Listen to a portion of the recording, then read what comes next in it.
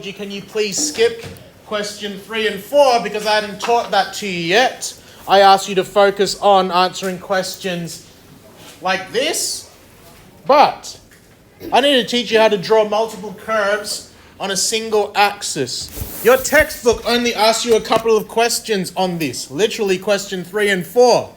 But SACE, in the exam, has asked you to do this quite often recently. So I'm going to make more of it. I'm going to literally do a separate video on this. This is the only time when the curves will not take this perfect shape. If you are drawing one normal distribution, it's always going to look like this. But if you are drawing more than one, they have to be drawn in the right shape to be in relation to each other. So you need to do some extra steps when you're drawing more than one on the same set of axes. If you're drawing one, it looks like this. Okay? So what are the steps?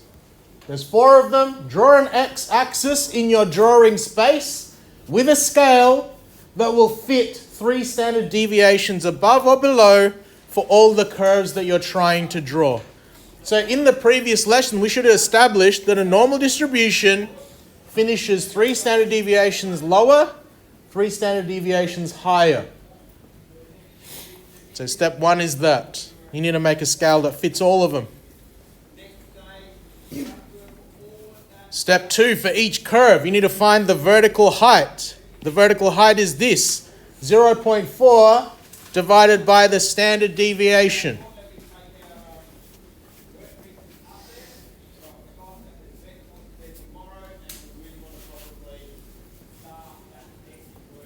Step 3, you place a dot towards the top of your drawing space.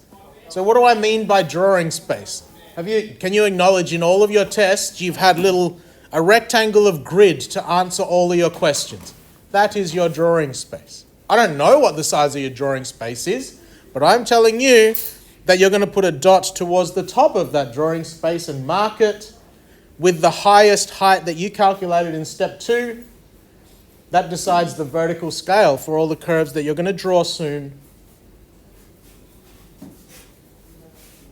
Then after that, you use the mean and standard deviation of the curves to draw each curve, but use the scale that you established in 2 and 3. I'm going to give you a few minutes to get down to there, and then I'll demonstrate those steps.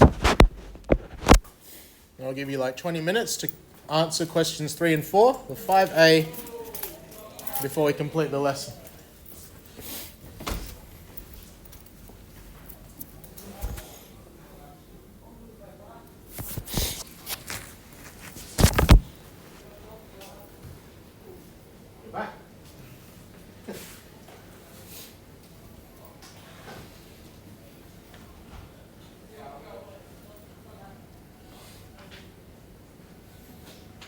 Took me forever to find this reference for the height is 0.4 over standard deviation.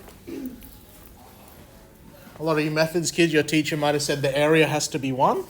That's cool, that's right. But what the hell does that mean, right?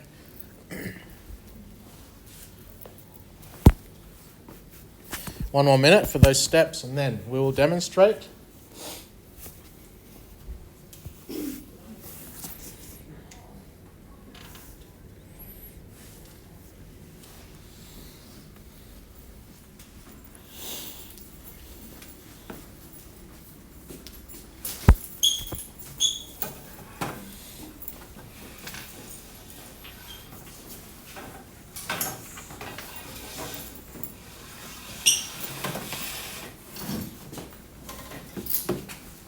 You can get these steps after, yeah? All right, let me demo.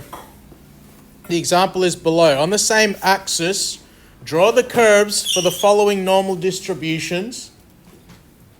A's got a mean of 12, standard deviation of 4. B's got a mean of 9, standard deviation of 2. So you already need to start thinking about how wide, which one's going to be the widest one? A. Because the standard deviation is 4, and your drawing is going to be 3 standard deviations wide. So you could even note yourself, like you don't have to show this working out, but if the middle of A is going to be at 12, where is it going to finish around about on the low end? 24. On the low end. You got on the high end, yeah? What's 4 lots of 3? 12. So 0. This one should go from 0 to 24, the scale. And then let's work out the height. Height equals 0.4 divided by the standard deviation, which is 4. 0.4 divided by 4. What's that going to be? 0.1, a tenth. Let's do the same thing with B. What's the range of B going to be? What's 3 lots of the standard deviation of 2? 6. So 9, which is the middle of B. Take 6 is going to be 3, 2. What's the high end going to be? 15. What's the height of this going to be? 0.4 over 2 this time. What's that going to be? 0.2. What is the point of doing this maths? I know that towards the top of my area to draw, the highest height is going to be there, 0.2. And what do I know about the second curve? It's going to be half as tall because it's 0.1. What does the scale have to go from? 0 to 24. So let's try that. 0, 2, 4, 6, 8, 10, 12, 14, 16, 18, 20, 22, 24, 26, 28, 30. I've established my scale there. Is that going to fit what I need to draw? Because I thought about it at the start. What would happen if you just did the scale at the start and you didn't think about it? You're going to probably have to erase it and start over again. You just wasted 5 minutes of your time. So, draw a dotted line. Where is the middle of A going to be? At 12, so I'm going to draw a dotted line up. Where's the middle of B going to be? I'm going to do B in red. Where's the middle of B going to be? 9, so halfway between 8 and 10. Which of those is the tallest, A or B? B. So towards the top of my drawing area, I'm going to establish that this, let's make it an even number, 2, 4, 6, 8, 10, 12. I'm going to establish that this represents 0.2. Okay? So where is the dot going to be for A? Halfway down whatever this is. So this was 2, 4, 6, 8, 10, 12, 14. So it should be 7. 1, 2, 3, 4, 5, 6. I have the right heights now.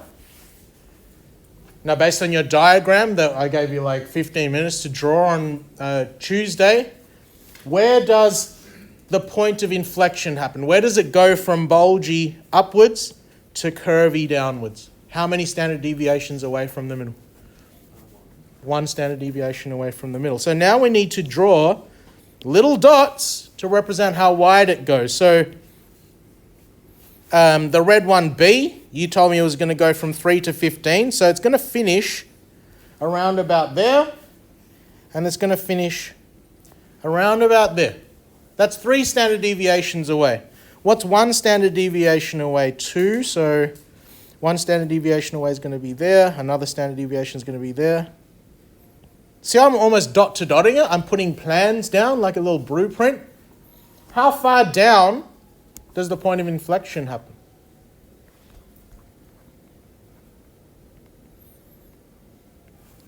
That's about halfway down. Okay? Just a nice guide for you. So halfway down, the point of inflection is going to happen halfway down here. So now I'm going to attempt to draw this on an iPad that's very slippery and it's going to be very dong-like. Okay? And you can laugh if you want, that's fine. But I'm going to do my best. It needs to look concave. Does that look concave? Yeah. And then what shape am I going to try to aim for the rest of it? Convex. So do them separately.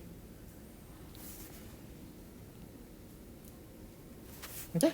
Pretty smooth. Right. It didn't look as dong-like as I thought it was going to be. Okay? It is very important that you don't draw these ends touching, because do they touch the x-axis? No, they're gone forever. You'll lose marks if you have them touching the x-axis. Did you see the process of drawing that now? Dotting it out. I need to dot out the wider one now. What was the standard deviation of A? 4. So 12 down to 8, that's one standard deviation away. 4, that's how wide it's going to be. That's where it's going to finish. 16, 20, 24, it's going to finish there. The point of inflection is going to be halfway down from the top, so 3 and a bit. Draw it concave from those dots. Sort of. I'd take marks off of myself for that. I want it to be... I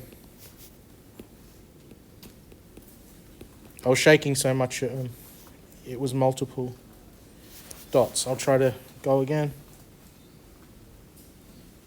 That's a little better. It's not as V-shaped. And then convex.